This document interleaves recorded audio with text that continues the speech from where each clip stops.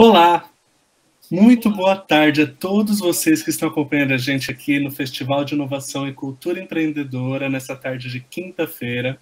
Eu sou Paulo Gratão, repórter de pequenas empresas e grandes negócios, e vou conduzir o nosso próximo painel, Como Enfrentar Obstáculos Gigantes.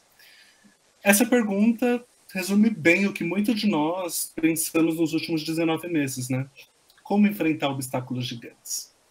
Por isso, trouxemos aqui para falar conosco sobre isso uma pessoa acostumada a vencer grandes obstáculos. E quando eu falo grande, gigante, é porque é gigante mesmo, com 22,40 metros de altura, equivalente a 8 andares, um prédio de 8 andares. Eu estou falando da Maia Gabeira, surfista de ondas gigantes, que não conseguiu apenas uma, mas 2 nomeações no livro dos recordes pela maior onda surfada. Oi, Maia, bem-vinda. Obrigado por estar aqui com a gente nessa tarde. Oi, Paulo, boa tarde aí para todo mundo que está acompanhando a gente. Aqui já é boa noite, que eu estou em Portugal, em Nazaré, e muito feliz de estar aqui com vocês hoje. Bacana. Bom, além dos recordes, a Maia coleciona diversas conquistas, eu só vou citar algumas aqui. Ela foi a primeira mulher a surfar no mar gelado do Alasca.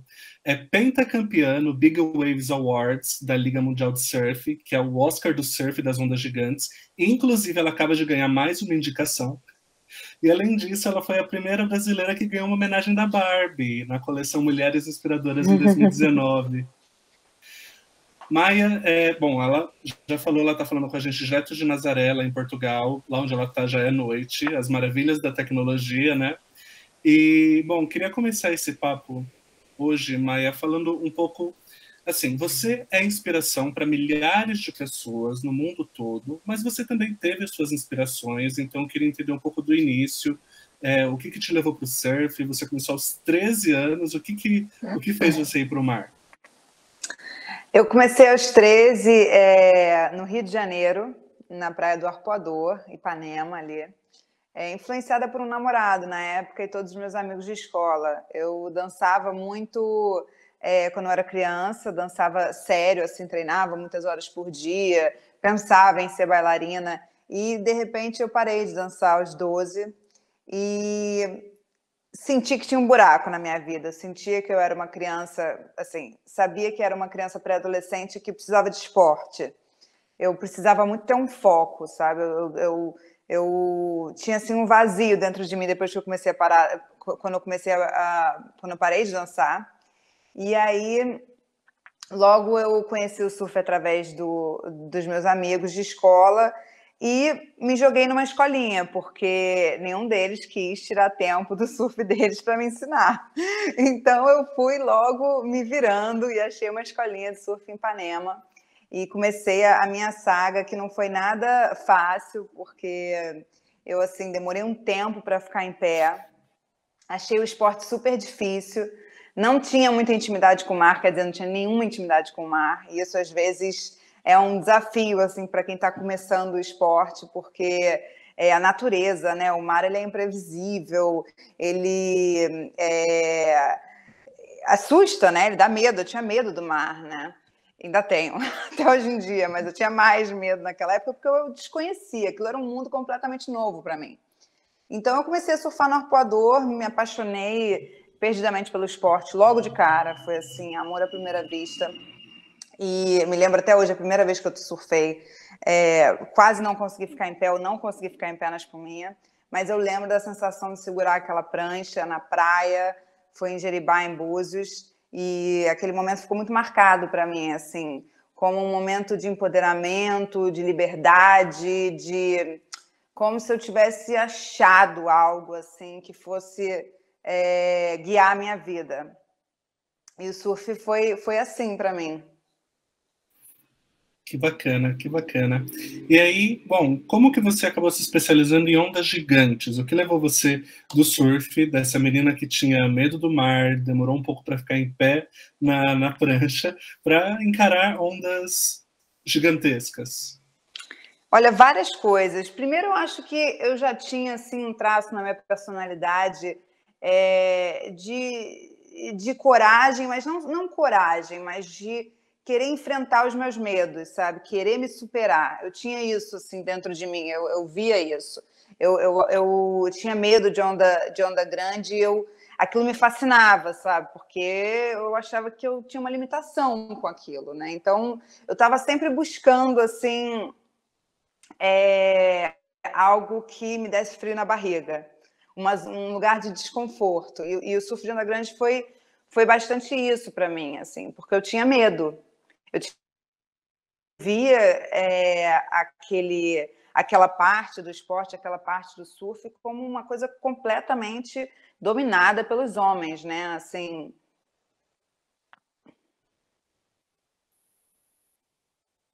Vocês estão me escutando ainda? Paulo, você está aí? Eu tô aqui. Para mim, tá ok. Você tá me escutando bem? Estou te escutando. Tinha tudo ficado travado para mim. Voltamos? Voltamos. Tá. E agora me perdi. Mas, enfim, aquilo para mim era um desafio, sabe? Eu via aquele mundo completamente dominado por homens, né? Porque o surf já era muito masculino na época. Mas a parte do surf de ondas maiores, isso ainda no Rio de Janeiro, tá? Assim, nas ressacas, né? Naqueles dias de chuva, Pontão do Leblon, eu lembro no Rio de Janeiro, era um mundo completamente dominado pelos homens. Não tinha menina nenhuma naquele ambiente. E aquilo me intrigava um pouco. E aí, quando eu tinha 17 anos, eu tive a oportunidade de ir para o Havaí. Eu decidi sair do Brasil, decidi acabar o colégio, ensino médio, e me jogar no mundo para surfar, para aprender inglês e para entender quem eu era, o que eu queria fazer. Eu não tinha confiança para entrar numa faculdade sem saber o que eu queria estudar. E eu fui parar no Havaí, e aí logo eu entrei de cabeça no surf de onda grande, porque culturalmente lá é tão forte. Waimea, Pipeline, esses lugares clássicos, famosos no mundo do surf, de ondas grandes e perfeitas. Lá não é só o profissional que surfa essas ondas, né? Assim, por exemplo, eu trabalhava como garçonete na época, trabalhei muitos anos. E todos os garçons do restaurante surfavam ondas grandes. Então, era uma coisa assim que era uma coisa muito forte na cultura. E eu ainda sentia essa falta de mulher. Não tinha mulher. Ainda era um ambiente completamente... o surf ali no Havaí tinha mulher, pouco, mas tinha. Mas quando você ia de novo para o surf de ondas grandes, aquilo destoava, assim, porque não tinha mulher. E aquilo foi me interessando, primeiro porque eu achava que eu queria me desafiar, né? Aquilo me dava um entusiasmo, uma vontade, um foco. E eu via que era um caminho completamente inexplorado, né? Assim, estava completamente aberto aquilo. Ninguém tinha feito aquilo, ninguém tinha explorado aquela área. Já tinham alguns atletas bem-sucedidos no masculino, como o Laird Hamilton na época, e outros. Então, foi um pouco a oportunidade, com a vontade e com a visão de que aquilo era um caminho ainda muito inexplorado, com muitas possibilidades. Que legal. E aí, bom, a gente avança um pouquinho nessa história. Você desbravou as ondas gigantes. Em 2013, você já tentava alcançar o seu primeiro recorde quando você acabou sofrendo um grave acidente que quase colocou um fim em tudo. Mas eu queria que você me falasse um pouco, Maia, sobre como que foi o processo de recuperação depois desse acidente. E a recuperação, assim, tanto a recuperação física quanto a recuperação mental, né? Porque foi um grande baque, foi um momento bem difícil para você. O que você pensava sobre voltar a surfar? O que as pessoas te falavam? Como você se via naquele momento? Como que foi para você? Em 2013, eu estava vindo de alguns anos de bastante sucesso, assim, eu tinha vencido aí os 4 ou 5 prêmios da WSL do Big Wave Awards, eu tinha vencido outros awards e tinha patrocínio, já era profissional, estava num caminho muito bom, assim, eu não tinha ainda me visto numa situação tão complicada, sabe? Eu estava vindo só de sucesso atrás de sucesso, eu não tinha tomado um tombo que nem eu tomei em 2013, assim, tanto fisicamente, né, claro, porque eu quase morri, né, tive um afogamento, tive lesões que demoraram aí 4 anos para me recuperar, foram 3 cirurgias na coluna, uma perna quebrada, mas também perdi muito o meu lugar assim, na indústria, muito, muito mesmo, porque qualquer atleta que fica afastado 4 anos, né, é para não voltar praticamente. Né? A gente conhece poucos casos de atletas profissionais que estão no auge e saem de cena por 4 anos e conseguem voltar para o auge. Assim, eu tinha pouquíssima referência, sabe, de que isso era possível. E no meu caso específico, né, não só tinha a questão física dos 4 anos, de muita reabilitação, de muita dor, de muito questionamento se a minha lesão era a coluna mais séria, então se era possível, né, aquela lesão se recuperar de fato. Eu também tinha um trauma psicológico, porque o meu esporte é de alto risco, né, e eu tinha me acidentado na consequência mais cruel assim do meu esporte, né, que é a possibilidade de afogamento. Então aquilo tinha se tornado algo muito real para mim, assim. Não era mais uma consequência daquelas que a gente fala, né? Poxa, não, mas né, surf de onda grande é muito perigoso, você pode se afogar. Não, eu tinha me afogado, tinha sentido toda aquela dor, né, que vem no processo do afogamento,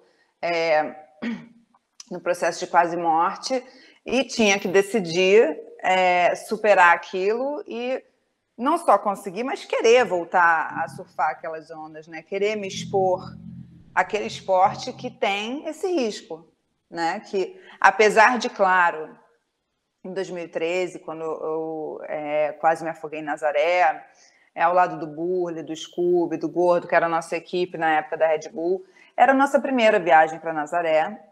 A gente estava chegando num lugar que indiscutivelmente tem as maiores ondas do mundo, né? Hoje em dia a gente sabe, mas era um lugar muito pouco explorado. Tinha acabado de entrar no esporte 2 anos antes daquilo, né? Com o Garrett McNamara, que foi o primeiro time a surfar as ondas gigantes de Nazaré. Então era tudo muito recente. E quando a gente chegou em 2013, a gente tinha muito ainda o que aprender. O que a gente trouxe de experiência do Havaí, da Califórnia, do Tahiti não era o suficiente para se surfar as maiores ondas de Nazaré com alguma segurança, né? Então, realmente, a gente ali se expôs muito. Tanto que aconteceu o acidente, que, claro, foi um acidente, mas a gente estava despreparado para um acidente, porque a gente pouco conhecia, né? As possíveis complicações do lugar, tanto em questão de resgate, como no time, no equipamento. Então, tudo era muito ainda novo para a gente, né? Então, houveram várias falhas. E a minha volta foi muito em cima de, claro, conseguir me reabilitar, conseguir encontrar força física, né? Mas também evoluir em cima de todos esses erros e todas essas coisas que eu ainda desconhecia sobre o lugar. Então, isso envolveu, né, me mudar para Nazaré, viver aqui, né, residir nesse lugar para conseguir treinar aqui todos os dias, entender qual era o melhor time para mim dali em diante, com quem eu trabalharia, qual equipamento eu usaria, qual equipe de segurança eu teria. Então, muitas coisas eu fui desenvolvendo nesses 4 anos que demorou a minha volta mesmo, que foram essenciais para a minha volta. Se eu não tivesse tido esse tempo, eu não teria voltado, né? Eu teria me atropelado, provavelmente, porque eu não estaria pronta. Então, acabou que durante a minha recuperação física, eu também fui criando uma nova estratégia para conseguir voltar e surfar com uma segurança mais robusta, né? Algo mais adequado para o lugar. Entendi. Então, você não deixou o lugar claro, ele foi o palco de um grande acidente, só que você não criou aquela barreira de não volto nunca mais para Nazaré, Nazaré, nem pensar. Você se preparou para enfrentar de novo o obstáculo porque você tinha um objetivo a ser cumprido, né? Porque na verdade, assim, naquele momento, decidi que eu não ia surfar mais Nazaré, era abrir mão do sonho, né? Era abrir mão de um possível recorde mundial, que tinha se provado para mim, naquele acidente, que seria aqui, né? Eu não tinha mais dúvida do potencial do lugar. Então, essa decisão era muito difícil, né? Era uma decisão muito difícil. Olhar a oportunidade, entender a oportunidade e virar as costas para uma possibilidade de realização dentro do meu esporte que eu sempre quis, assim, né? Então, ali para mim não tinha outra opção, né? Ou eu continuava ou eu desistia completamente. E desistir para mim era mais difícil, porque envolvia abrir mão de tudo que eu tinha conquistado, né? Assim, da minha adolescência, né? Até os meus 27 anos de idade. Então eu não estava pronta, né, para abrir mão do meu estilo de vida, do surf, dos lugares que eu gosto de ir, do esporte, da minha rotina, da minha vida no mar.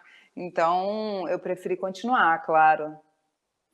Legal. E aí teve uma parte que você mencionou que você não tinha, a gente não tinha referência, agora a nossa referência, uma delas é você, mas a gente não tinha referência de atletas que saem no topo e conseguem, depois de tanto tempo, voltar, e aí a gente já entra nisso, mas você voltou e depois de pouco tempo conseguiu bater aquele recorde. No que você se apegou, assim? É claro que você teve uma preparação, você teve um planejamento para voltar, mas o seu entorno, ele era encorajador, a sua família achava que você deveria voltar, como que você trabalhou isso mentalmente? Além do, claro, como você falou, eu não tinha opção a não voltar, mas como você trabalhou isso em você? Eu vou voltar e eu vou conseguir. Eu não tinha certeza, né? Eu acho que começando por aí, a certeza mesmo de que eu ia voltar e de que eu ia conseguir, ela não existia. Era muito mais um apego ao processo, assim, era muito mais um prazer, né, que me dava eu estar trabalhando no que eu amo fazer todos os dias e estar vendo a evolução e estar vendo que eu estava progredindo e estar me satisfazendo como atleta cada vez mais. Então, isso foi muito mais importante para mim do que o objetivo final, sabe? O objetivo final, ele acabou, no fim, sendo uma consequência, porque era impossível saber se aquilo ia acontecer. Eram tantas coisas que precisavam alinhar, de eu me recuperar 100%, eu ficar bem emocionalmente estável para conseguir me arriscar de novo, era eu surfar uma onda com sucesso, né, uma onda gigantesca, que eu fizesse a onda até o fim, era a categoria, né, ser constituída no Guinness, porque essa categoria do feminino não existia. Então era tanta coisa que o resultado final ele virou quase que algo irrelevante perante o que era eu acordar de manhã e ir para o treino, e treinar, e evoluir, e me sentir eu de novo, né? Porque por tantos anos eu perdi a minha identidade, né? É muito difícil quando tudo que você faz é treinar, surfar onda gigante, viajar o mundo e de repente você não pode mais. E você não pode mais por 1 mês, 2 meses, 6 meses, não, por anos e anos. Então aquilo foi muito difícil para mim, assim. Então quando eu comecei a recuperar as minhas coisas, as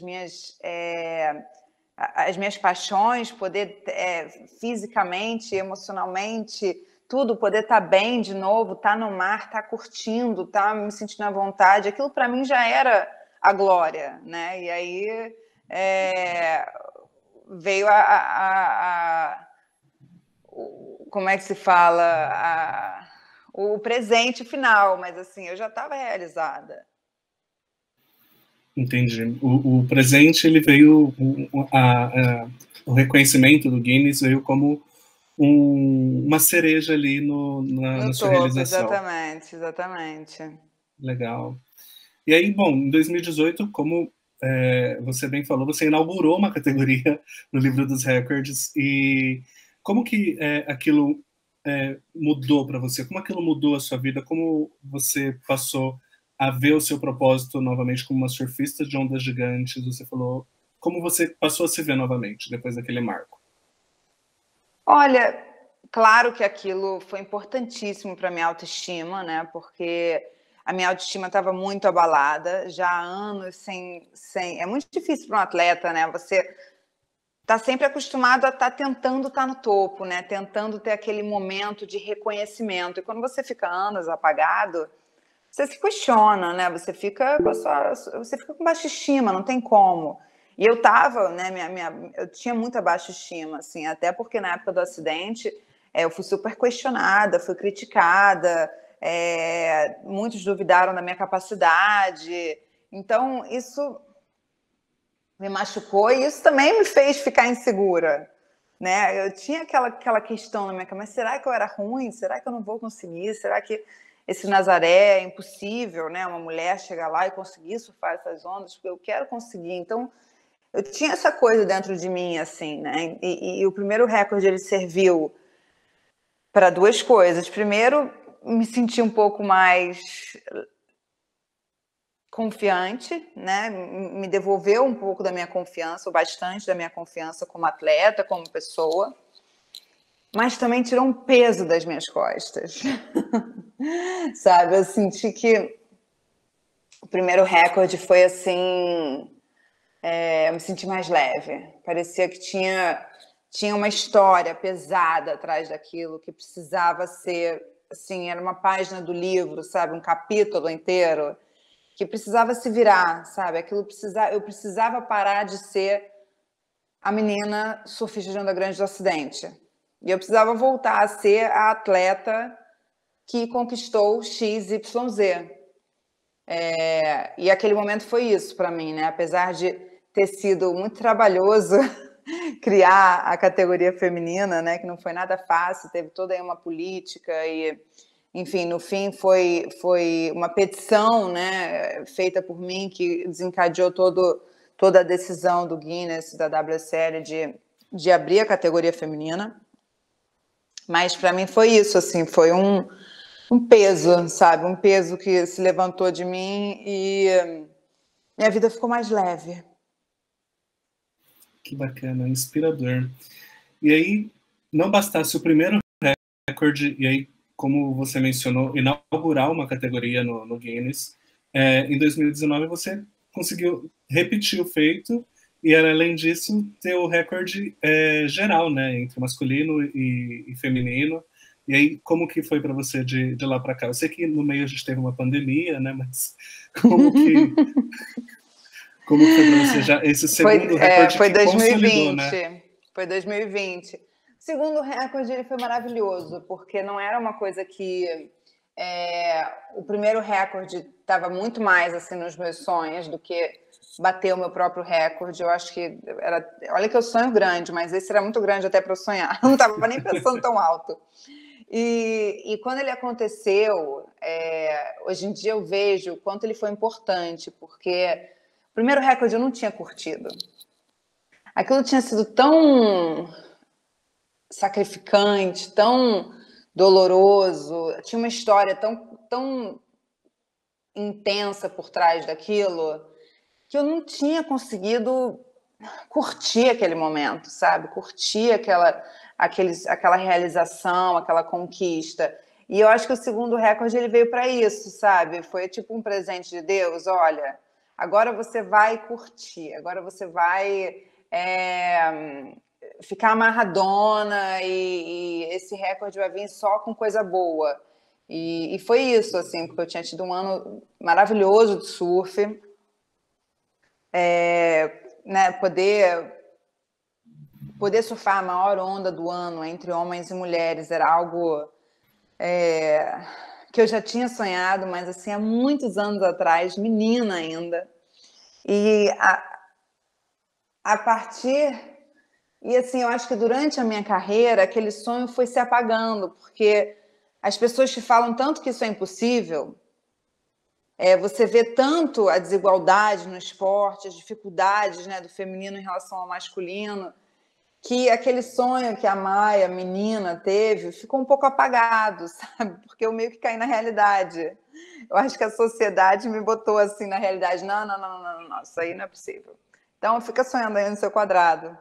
E para mim, quando isso aconteceu, foi assim, nossa, não, aquela menina lá atrás, sabe, quando ela tinha 19 anos, ela não sabia de muita coisa, ela até que sabia de alguma coisa. E aí você vê, né, que as limitações muitas vezes são impostas pelos outros. E eu tinha esse sonho há muito tempo atrás, só que era tanta limitação, era tanta influência, né, externa de que mulher não pega onda maior que homem, de que mulher não performa mais que homem, que eu já tinha meio que deixado isso de lado. Eu tinha até feito a categoria masculina, a categoria feminina. Eu tinha brigado para isso se separar porque era impossível a mulher pegar uma onda maior que a do homem. E aí, 2 anos depois, isso aconteceu. Então, para mim foi maravilhoso, porque eu pude curtir o momento, apesar de ter sido, claro, no ano de pandemia. Todas as entrevistas, os prêmios, tudo foi online, mas foi muito gratificante, assim, poder não ter, minha história no esporte não ter acabado naquele primeiro recorde, ter conseguido ter mais um fôlego e, enfim, continuar fazendo o que eu amo e ter conseguido mais uma conquista foi incrível. Que bacana, que bacana. Olha só, você já tinha a visão que você conseguiria e a visão cinza do mundo acabou contaminando o seu sonho no decorrer dos anos. É isso. Bom, o nosso tempo já está quase se esgotando, passou muito rápido, mas eu tenho mais uma perguntinha só, que, assim, quando eu estava pesquisando e a gente conversou um pouquinho antes, me impressionou também muito, uma coisa que me chamou a atenção, é a preparação e o foco que você tem diário com o surf, com a sua atividade. Fala um pouquinho para a gente sobre a sua rotina, o que você precisa saber sobre o vento, como que você se prepara. A gente no surf de onda grande, a gente tem que entender de meteorologia, então a gente tem que conseguir ler bem os mapas, entender quando as ondulações estão vindo, em que direção, qual o vento que vai estar na costa. Então isso tudo é uma coisa que a gente vai aprendendo com o tempo a realmente conseguir ter uma boa leitura do mapa de meteorologia, o mapa de storm, as diferentes previsões para as diferentes localizações que a gente surfa. O meu treino, ele varia muito, porque eu acho que se você treina muito de uma forma só, primeiro, eu acho que o corpo se acostuma e a mente fica desgastada. Então, eu sempre tento misturar muita coisa. Eu pratico vários esportes, né, no mar. Então, eu surfo, faço towing, que é o esporte que eu me profissionalizei, que é o surf rebocado pelo jet ski. Eu faço foil, eu faço kitesurf, eu faço wingfoil. Então, eu tento misturar várias coisas para praticamente todos os dias estar dentro d'água. E aí eu faço um treino mais específico, que é o treino de apneia na piscina, que é muito importante para quando eu caio numa onda, eu ter uma boa capacidade pulmonar, uma boa recuperação e conseguir administrar, né, o meu oxigênio, minha falta de oxigênio, diante de várias ondas, né, vários momentos com falta de oxigênio. E aí é um trabalho de força, trabalho de mobilidade, trabalho para além disso, é um trabalho um pouco básico, assim, que a maioria dos atletas faria, sabe? É um trabalho para você estar fisicamente capacitado para fazer um esporte que o nosso é muita velocidade, né? Então, você tem que ter perna, tem que ter explosão, mas tem que ter tudo, tem que ter mobilidade para não se lesionar, tem que ter agilidade, tem que ter resistência, porque a gente passa muitas horas na água. Então, é um pouco de tudo, assim. Bacana. Olha só, gente, não é à toa, né? É uma preparação intensa, tem que estar por dentro de meteorologia, de todos esses dados para conseguir ter esses resultados. E parabéns, Maia, parabéns, é inspiradora a sua história e parabéns pelas conquistas. e estamos na torcida agora pelo próximo Oscar do Surf de Ondas Gigantes. Quero agradecer muito pela entrevista, foi bem bacana, tenho certeza que inspirou todo mundo que está assistindo a gente. E, bom, quer falar alguma coisa? Últimas palavras? Sim, quero agradecer a você, Paulo, por ter estado aqui comigo esses 30 minutos e agradecer a todo mundo que assistiu. Espero que vocês tenham aí um evento maravilhoso e obrigada por me escutarem. Bacana. Bom, gente, continua ligado aqui no Face, porque a gente tem muito conteúdo bacana ainda, até de noitão, 8h30 da noite. Bom, Maia, muito obrigado e boa noite para você aí, né? Obrigada. Tchau, tchau.